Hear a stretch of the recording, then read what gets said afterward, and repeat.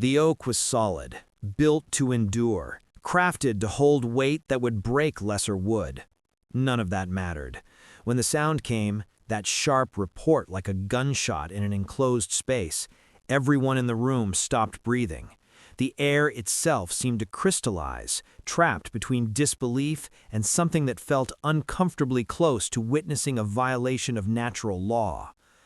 Seated opposite Bruce Lee was a woman who had built a career on destroying men's confidence. Not metaphorically, literally. 220 pounds of competition-hardened muscle, a world champion arm wrestler who had embarrassed athletes double her opponent's size, who had turned grown men's egos into dust on national television.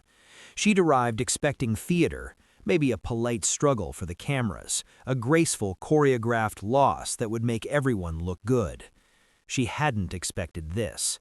Her forearm remained pinned against what used to be intact wood. Splinters had exploded across the floor like shrapnel. Her wrist pulsed, not from impact, but from the force that had driven through it like a hydraulic press operating at speeds bone and sinew weren't designed to experience. She looked up at the man across from her, 135 pounds. He hadn't grunted, hadn't strained, hadn't even adjusted his posture. Bruce Lee released her hand with the careful precision of someone putting down something fragile, then leaned back. His face revealed nothing, no victory, no satisfaction, just the calm of water at rest. Someone whispered in Cantonese. Another voice murmured in English. The woman, her name already circulating in sports magazines across America, sat paralyzed, watching her reputation collapse inward like the shattered table beneath her arm. Hong Kong, 1970. A private gathering never intended to become mythology. But the people in that room would talk. They always did. And what they described would trail Bruce Lee for the rest of his brief life and long after. Because what unfolded in the next few minutes wouldn't just be remembered, it would be dissected, analyzed, debated by people trying to understand how physics could bend that far without breaking entirely. The gathering had been orchestrated 3 days prior. Not a formal event, no journalists, no photographers, just a private room above a Kowloon restaurant where certain questions got answered away from public scrutiny. Businessmen, fighters, producers hunting for talent, and occasionally someone wanting to stress test a rising reputation before investing capital in it.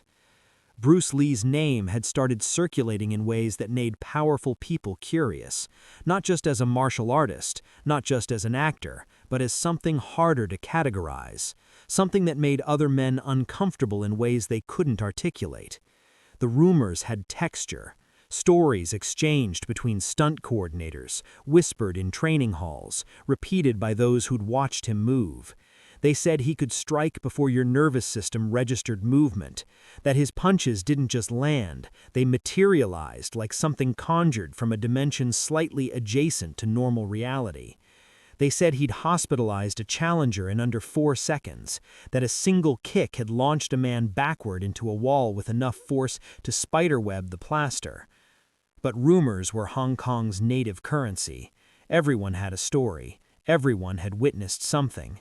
This gathering existed to answer a different category of question, not whether Bruce Lee could fight, but whether his body operated under the same constraints as everyone else's.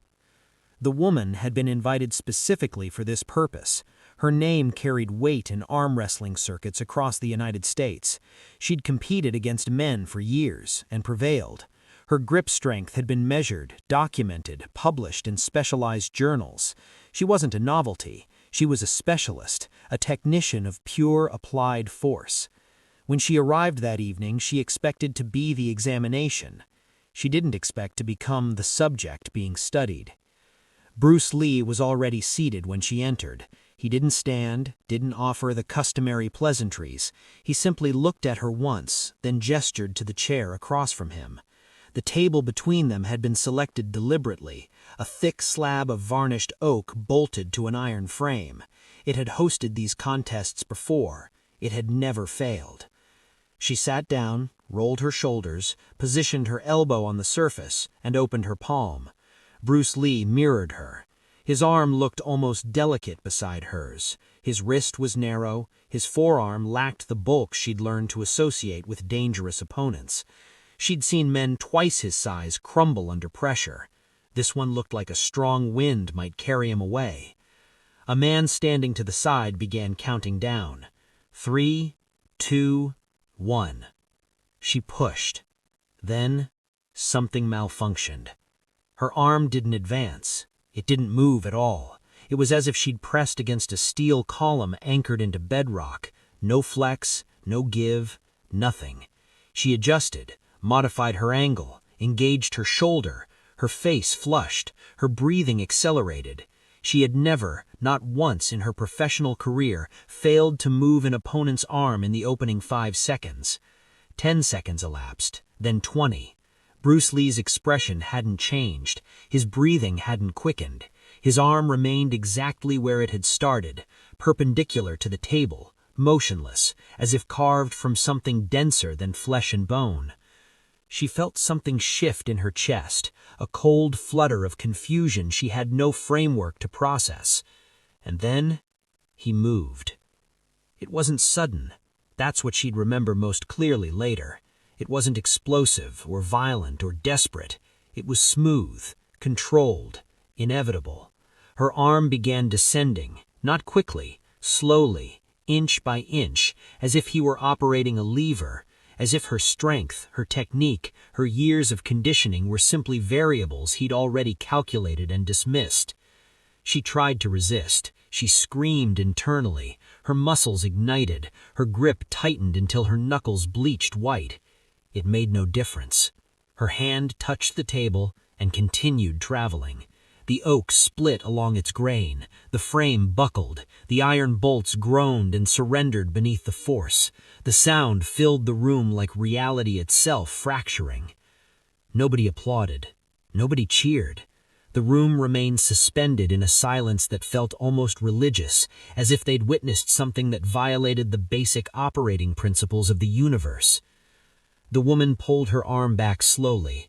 She cradled her wrist, not because it was injured, but because her body needed something to anchor to, something to confirm she still existed in the world she understood. She'd lost before. Every competitor loses. But this wasn't a loss. This was an erasure. Everything she knew about strength, about leverage, about the physics of human effort, none of it applied to what had just occurred. She looked at Bruce Lee. He was already standing, adjusting his sleeve with the calm of someone who'd completed a mundane chore. No mockery in his posture, no satisfaction. He looked, if anything, slightly bored. "You're very strong," he said quietly, almost politely. She didn't respond. Couldn't. Someone behind her pulled a chair. She didn't remember sitting. A glass of water appeared. She didn't drink it. Conversations resumed around her, low murmurs, Cantonese and English, overlapping in tones of disbelief. But she remained still, staring at the broken table, replaying the moment, searching for the flaw, the trick, the explanation. There wasn't one. Bruce Lee had moved to the far side of the room. A man in a tailored suit was speaking to him, some producer, some investor, someone with capital and interest.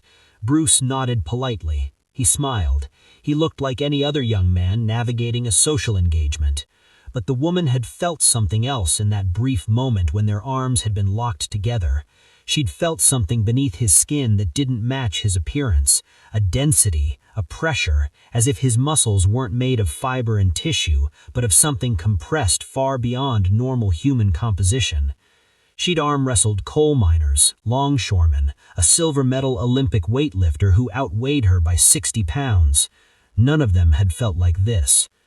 One of the men nearby leaned towards her. American, some kind of journalist, she guessed, though he carried no notebook. "You all right?" he asked. She shook her head slowly. "That's not possible." "Well," he said, "he just did it. It's not physically possible." The man smiled, but there was no humor in it. "Yeah, that's what everyone says the first time." Later that night, after the gathering had dispersed, a small group remained. The broken table had been dragged to the corner. Someone had swept the splinters into a pile. The iron frame sat bent and useless against the wall. Bruce Lee stood near the window, looking out at the lights of Kowloon. The city hummed beneath him, dense, alive, indifferent. A man approached, older, Cantonese, one of the organizers. "You didn't have to break the table." His tone wasn't accusatory, merely observational. Bruce didn't turn. "I didn't plan to." "Then why?" Bruce was silent for a moment. When he spoke, his voice was lower, almost private. "She was strong, very strong. If I had matched her, it would have taken time, and time creates doubt. I don't need people to think I can win. I need them to know that resistance is meaningless." The older man studied him. "That's a dangerous way to live."